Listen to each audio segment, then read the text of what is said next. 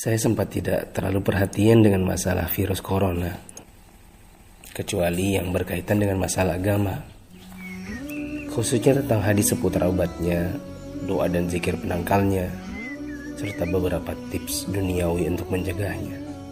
Mungkin karena saat itu corona belum hadir di Indonesia. Beritanya masih sekitaran Cina. Isinya tentang perjuangan pemerintah dan tenaga medis melawan corona di sana. Itu tergambar dari foto wajah tenaga medis yang memerah bekas masker dan kacamata. Saya hanya sebatas mengerti betapa beratnya tugas mereka. Saya sempat jengkel saat melihat video warga Iran yang menjilati pagar kuburan dan membaca tulisan tentang rakyat Italia yang dinilai sangat meremehkan. Tapi itu pun hanya sambil lalu karena positif pertama di Indonesia pun belum kedengaran.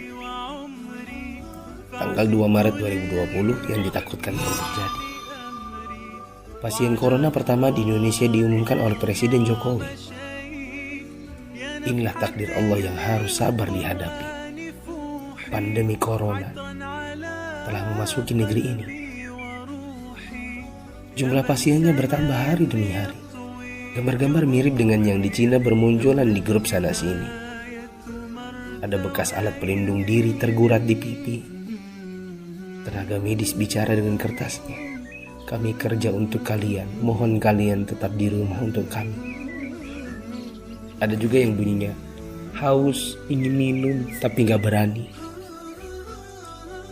Seorang dokter yang sudah sepuh dalam balutan baju perang seolah berkata, jikapun ajal datang, tidak mengapa. Karena raga yang sudah tua ini memang harus ikut berjuang, tidak hanya bisa berdiam diri. Ikatan Dokter Indonesia menyampaikan bela sungkawa karena 7 orang dokter di garda depan meninggal.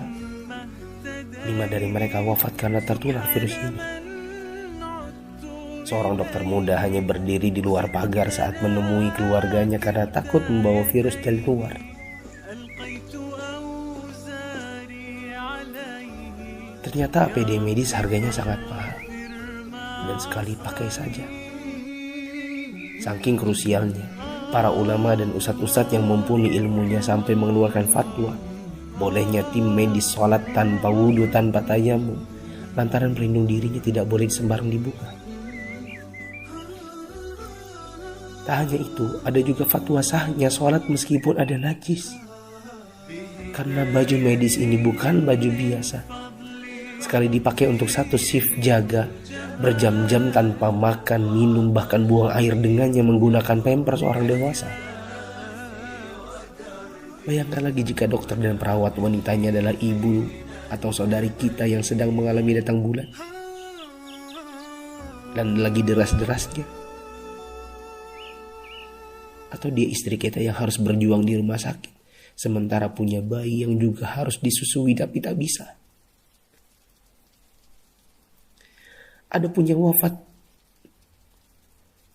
mayatnya tidak bisa dimandikan, bahkan tidak ditayamumkan seperti biasa, hanya disolatkan dan dikubur bersama plastik membungkusnya. Melihat dan membaca berkali-kali, saya pun akhirnya bisa memahami dengan hati. COVID-19 ini bukan sakit biasa, dan tugas tenaga medis sangat berat terasa. Kalau bukan karena tidak ingin ditanya keluarga ada apa, saya banyak mengalirkan air mata. Untuk pasien positif corona dan keluarganya, sabar ya. Insya Allah sembuh tidak lama. Jika bersabar, kita dapat pahala. Di rumah dulu sampai negatif. Kasihan jika virus ini menular ke orang lain. Apalagi kepada yang punya penyakit penyerta dan lanjut usia. Untuk yang harus keluar dan tidak ada pilihan kedua, semoga Allah memberikan saya dan teman-teman keselamatan dan rezeki untuk keluarga. Jaga kesehatan ya. Usahakan jaga jarak dengan orang di sekitar kita. Kita tidak tahu siapa yang tertular, siapa yang sehat. Karena yang positif corona pun bisa jadi tidak merasa karena tidak ada gejala.